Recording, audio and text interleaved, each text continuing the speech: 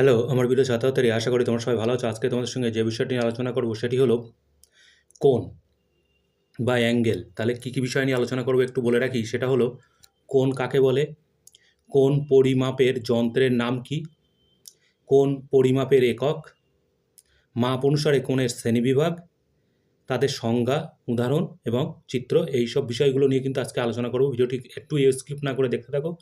সাথে সাথে চ্যানেলে নতুন হয়ে থাকলে অবশ্যই সাবস্ক্রাইব করে দিও। চলো তাহলে একদম প্রথমে শুরু করি। কোণ কাকে বলে? কোণ কাকে বলে? একটি প্রান্ত বিন্দু থেকে নির্গত দুটি রশ্মি যে চিত্র উৎপন্ন করে তাকে কোণ বলে।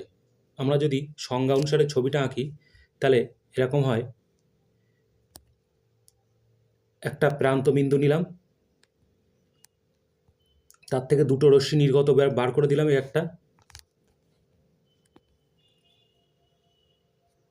এবং একটা, এইটাকে আমরা বলছি কোণ। এবং আমরা যদি এর নাম দেই তাহলে এরকম হবে এ ও বি। এরপরে আমরা কিভাবে কোণ ডিনোট করতে হয় বা লিখতে হয় সেটা আমি একটু পড়ে শোনাচ্ছি, দেখে নাও। এ ও বি একটি কোণ। আমরা যদি কোণটা আবার আঁকি তাহলে এরকম হবে। একটা প্রান্ত বিন্দু নিলাম, এর থেকে একটা রশ্মি বেরোলো, এর থেকে আর একটা রশ্মি বার হলো,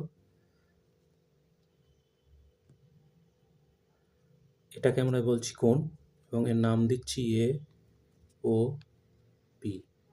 তাহলে এ ও বি একটি কোণ এবং ও বিন্দু হচ্ছে এ ও বি কোণের কৌণিক বিন্দু বা শীর্ষবিন্দু বা শীর্ষ, যাই বলি না কেন। এবং ও বি হচ্ছে এ ও বি কোণটির দুটি বাহু। এবং এটাকে আমরা যেমন এ ও বি লিখতে পারি এ ও বি, তেমনইভাবে আমরা বি ও এ এরকমভাবেও কিন্তু আমরা এই কোণটাকে লিখতে পারি। তাহলে কোণ কাকে বলে কমপ্লিট হলো। এরপরে আসছি আমরা কোণ পরিমাপক যন্ত্র। কোণ পরিমাপক যন্ত্র হচ্ছে চাঁদার সাহায্যে আমরা কোণ পরিমাপ করে থাকি। এটা হচ্ছে চাঁদার সাহায্যে কিন্তু আমরা কোণ পরিমাপ করে থাকি। এরপরে আসছি আমরা কোণের একক। তাহলে কোণ পরিমাপের একক হলো ডিগ্রি। এখানে একটা কথা লেখা আছে, সেটি হলো অন্য এককও আছে। আপাতত আমরা এখন জানতে পারলাম যে কোণ পরিমাপের একক হচ্ছে ডিগ্রি। আমরা আর একটু বড় ক্লাসে উঠলে জানতে পারবো আরও অন্য একক আছে। এরপরে চলে যাব আমরা মাপ অনুসারে কোণের শ্রেণীবিভাগ। মোটামুটিভাবে মাপ অনুসারে আমরা 5টি ভাগে ভাগ করতে পারি। মাপ অনুসারে কোণকে সাধারণত আমরা এই যে 5টি ভাগে আমরা ভাগ করতে পারি। প্রথমে আসছি কি না সূক্ষ্মকোণ,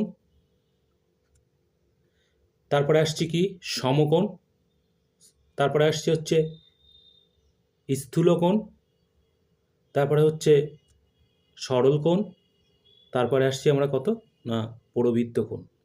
এই সবকটিরই কিন্তু সংজ্ঞা, উদাহরণ এবং চিত্র নিয়ে আলোচনা করব। তাহলে একদম প্রথমে আলোচনা করব কি না সূক্ষ্মকোণ কাকে বলে, সংজ্ঞা, চিত্র। সূক্ষ্মকোণ সংজ্ঞাটা দেখে নাও। যে কোণের মান 0 ডিগ্রি অপেক্ষা বেশি এবং 90 ডিগ্রি অপেক্ষা কম তাকে আমরা সূক্ষ্মকোণ বলে থাকি। তাহলে এখানে কি বলছে না 0 ডিগ্রি বেশি হবে এবং 90 ডিগ্রি কম হবে। উদাহরণ কি, এখানে আমি বেশ কয়েকটা উদাহরণ নিয়েছি, এর থেকে অনেক বেশি উদাহরণ নেওয়া যায়। 5 ডিগ্রি, 23 ডিগ্রি, 52 ডিগ্রি, 66 ডিগ্রি এবং 89 ডিগ্রি, এগুলোকে আমরা কিন্তু সবকটাই বলতে পারি কি না সূক্ষ্মকোণ। চিত্রটা যদি আমরা একটু দেখি তাহলে সূক্ষ্মকোণ কেমন হবে। আমরা যদি ছবিটা আঁকি এরকম একটা কিন্তু সূক্ষ্মকোণ হবে। এটাকে কিন্তু সূক্ষ্মকোণ বলা চলে। আমরা যদি নাম দেই এ ও বি, এটাকে কিন্তু আমরা বলতে পারছি নাকি এটা সূক্ষ্মকোণ। তাহলে আমরা জানতে পারলাম সূক্ষ্মকোণ কাকে বলে, সূক্ষ্মকোণের উদাহরণ এবং সূক্ষ্মকোণের চিত্র। নেক্সট আসছি আমরা সমকোণ। তাহলে প্রথমে দেখে নেওয়া যাক সমকোণ কাকে বলে। না যে কোণের মান 90 ডিগ্রির সমান তাকে আমরা সমকোণ বলে থাকি।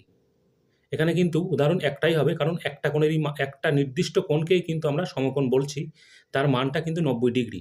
তাহলে কি হলো না উদাহরণ কিন্তু একটাই হবে, এটাকে আমরা সমকোণ বলছি। কারণ আমরা যদি একটা ছবি আঁকার চেষ্টা করি তাহলে এরকম হবে। একটা দাগ নিলাম, এর উপরে সোজা আর একটা দাগ হবে, সেটাকে আমরা বলবো সমকোণ।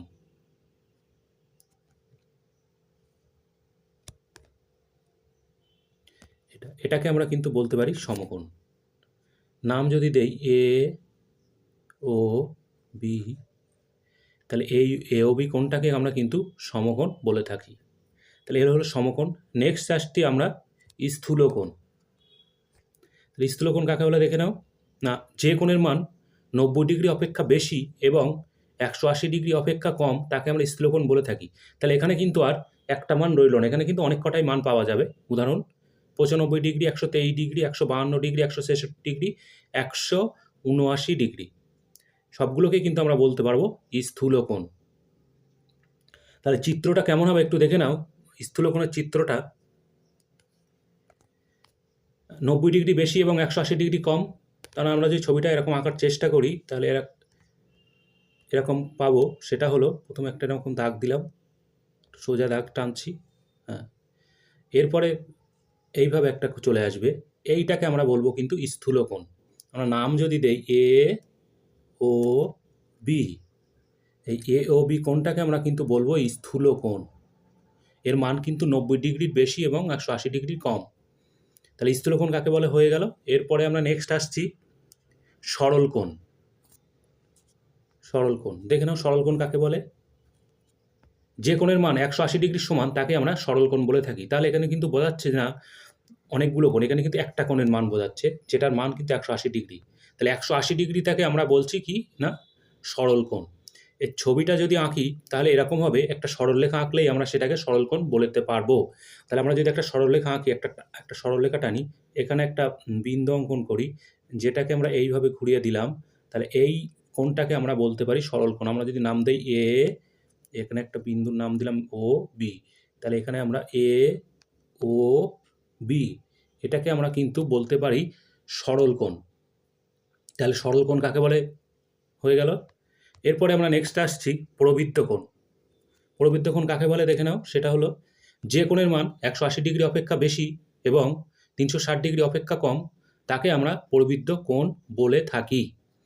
তাহলে উদাহরণ কি কি আছে না, 195 degree, 223 degree, 282 degree, 326 degree, 359 degree.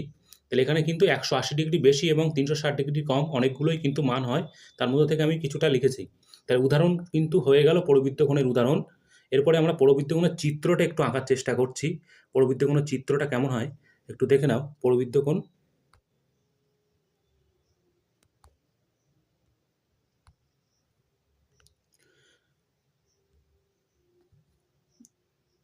এরকম একটা দাগ টানতে হবে, এই দিকে একটা দাগ টানতে হবে, এইটাকে আমরা বলবো প্রবৃত্তকোণ। এইটাকে এ ও বি, এই এ ও বি কোণটাকে আমরা বলবো প্রবৃত্তকোণ, কারণ এর মান 180 ডিগ্রি বেশি এবং 360 ডিগ্রি কম। তাহলে প্রবৃত্তকোণ কাকে বলে জানা হয়ে গেল। চ্যানেলটি ভালো লাগলে অবশ্যই সাবস্ক্রাইব করে দিও। এরকম ধরনের ভিডিও কিন্তু আরও আসতে চলেছে, ফলে অবশ্যই মনে করে সাবস্ক্রাইব করে দিও। ধন্যবাদ, ভালো থেকো।